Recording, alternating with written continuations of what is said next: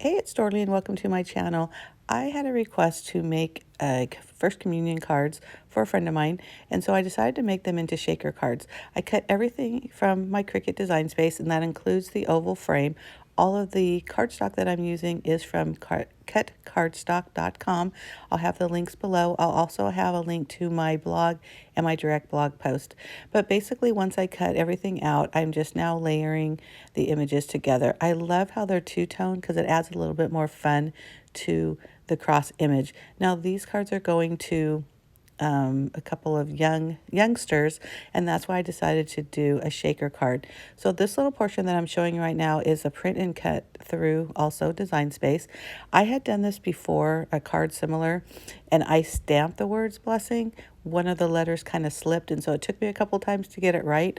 And so even though it takes a little bit to set up the print and cut, and the reason why I say that is because you see how on the banner it was curved. I had to separate the word and then use the curve text tool or button to make that curve correctly, then combine them and then put it all together, attach them, etc., etc. So the reason why I'm showing you my scoreboard is I had a tip that normally I push the paper all the way to the top and then I score. Well, sometimes when I do that, it slips a little bit, which is weird. So that's why I moved it down like maybe about a ½ inch and then just kind of followed the groove all the way down. I don't know which one's better, but I'm going to try it either way.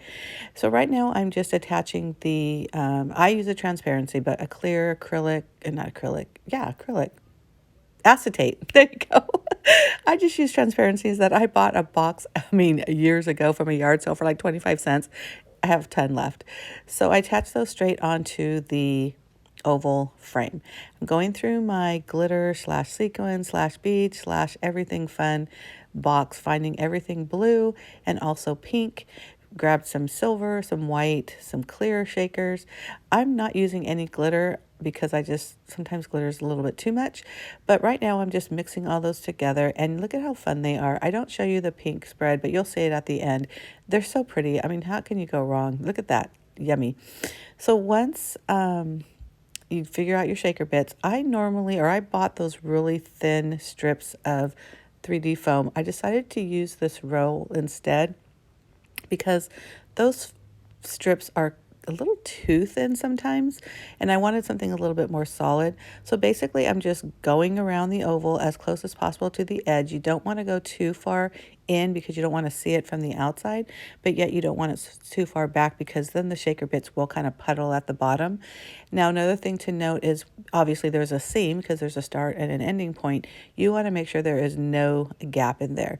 Now, it's not as important on this card because I am just using sequins or a variety of sequins, but if you were using glitter, the glitter would get everywhere if there was a gap. Sometimes to avoid that, I'll put a little bit of liquid glue, and you can even use like glue gun or something like that, so it kind of blocks, once it dries it'll block any kind of holes. But because I wanted the well to be pretty deep, I did stack this foam on top of each other, so I had 2 layers of that foam.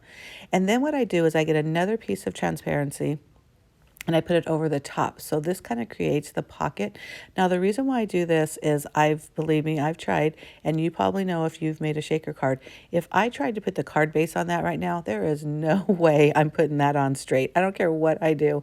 It is off. So by putting that back transparency or clear acetate, whatever you're using, on the back, it's just easier to place on the card base by just you can eyeball it, you can kind of take your time, and you have more chances of it being straight. And you'll see that in a minute. I did cut off the corners because I wanted the corners to have two levels of that same foam tape, and I didn't want to include it on the acetate. I figured I wanted that directly on the card.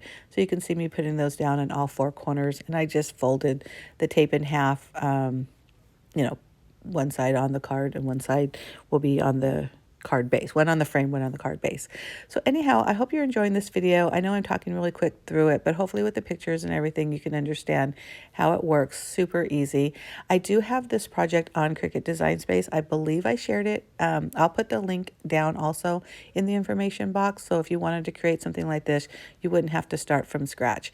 I'm just using liquid glue around the acetate or transparency. And this is what I'm talking about. You see how like now you kind of get to, ooh, now I get to make sure that it's centered and adhered in the right spot, where before you would have to put the card base on top, you know, like kind of do it backwards, and good luck with that, right? I did put some splatters up on that top right, left corner, so you can see a little bit of splashes. And I just glued the cross directly on the transparency. I like to use an acrylic block just to kind of hold it down a bit so it really gets some good adhesion. I did use a different type of foam tape for the banners, and the reason why I did that is I don't care, it's all called foam tape or adhesive, whatever you want to call it, but they all have a little bit different dimension, and I wanted this one to be flatter than the foam tape I used for the shaker card. But whatever you have, if you use the same type or even glued it directly straight on, would have been fine. I just like all the extra dimension. So once I do that, that's pretty much it. Pretty fun, right? I hope you agree. If you do, please like my video. Don't forget to subscribe. I do 2 videos a week. One's always scrapbooking, and one's whatever it is I'm doing in the Command Center, which is the name of my blog, and my craft room. Okay, well, thanks for watching. I hope you enjoy all these photos. Bye.